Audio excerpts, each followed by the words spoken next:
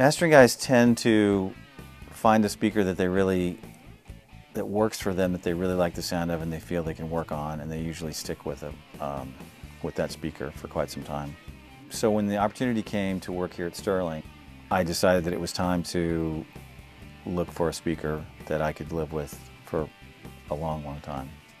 So I went to a friend of mine's studio and listened to them. I took a little material with me to some things that I was familiar with, and we listened, and I played 30 seconds of probably 3 different projects, and I immediately knew that it was exactly what I wanted to hear. I had not heard about them until a very good friend, Mike Chafee, who's a system designer of high-end home theaters, and someone I met at an audio engineering convention through a great mastering engineer, Doug Sachs. Doug was going to be doing a presentation for us at AES, and he insisted that Mike Chafee come in and vet the sound system. Mike was always pushing the envelope and always trying to help people out to up their game. And he told me about the Revels and just said, "You've got to hear these things. Trust me, I'm going to take care of it." At that point, I did a little research and I saw that Stereophile had reviewed them, John Atkinson and I think Kalman Rubinson, and they just couldn't say enough good things about the speakers. If I were going to give a medical analogy, I'd say it was like going from only having x-rays as a doctor to having MRIs. And I hope I can always recreate in my mind the experience of hearing them for the first time. I was just stunned. Just got the Revel speakers, the Ultima Gem 2s, about 4 months ago, and it was the easiest transition in over 25 years. It was just painless, and they're so natural and I would say accurate, that that's just what I need as a mastering engineer. And I'm really happy. Plus it's easy to listen to. If you're going to be sitting and listening to music for a profession for 8 hours a day, you want to make sure that the speakers that you're using are musical themselves. Kevin Vex and the people at Harman who designed the speakers did a lot of testing to identify what really mattered in a speaker. And what they came up with was what really matters is a linear frequency response, meaning no particular range is overemphasized or de-emphasized over another. Very low distortion, meaning you're really hearing what's there and not something that the speaker is adding. And a smooth dispersion over a wide area. And the Revels do exactly that. Last time I bought a speaker was about 2002 or 3. And they were excellent speakers, but I was always trying to adjust to them.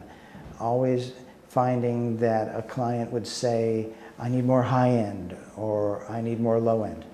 And that just wasn't the case with the Revels. Even some really highly regarded speakers that you can do good work on may have a certain kind of known attribute to them, like those XYZ speakers are great, I love working on them, but the upper mid is a little forward. And with these, I no longer have to do any sort of mental compensation of that nature. It's really just make it sound good without regard to any idiosyncrasies of the speaker.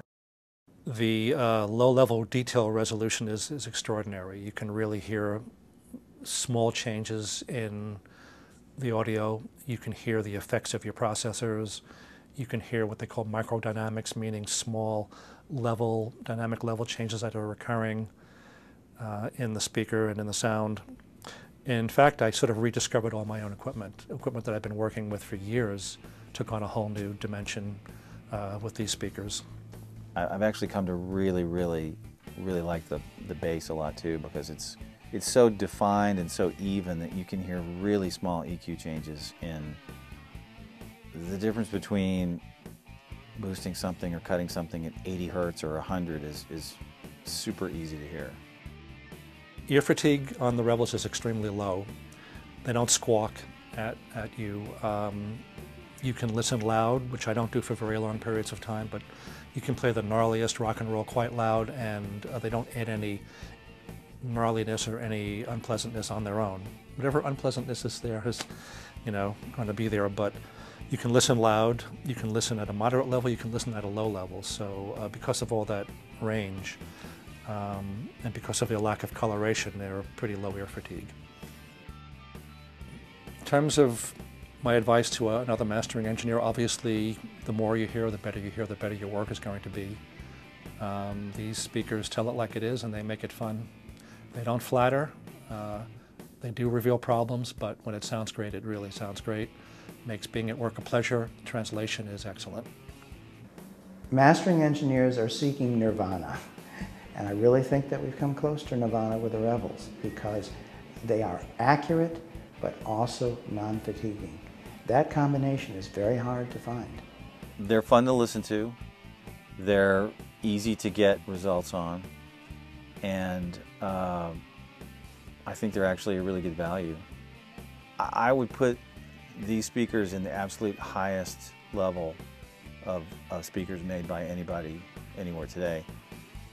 I feel like the Revels, especially the Salon 2, the big ones, are just an amazing value when you consider them against some other speakers that are $50,000, $70,000, $100,000.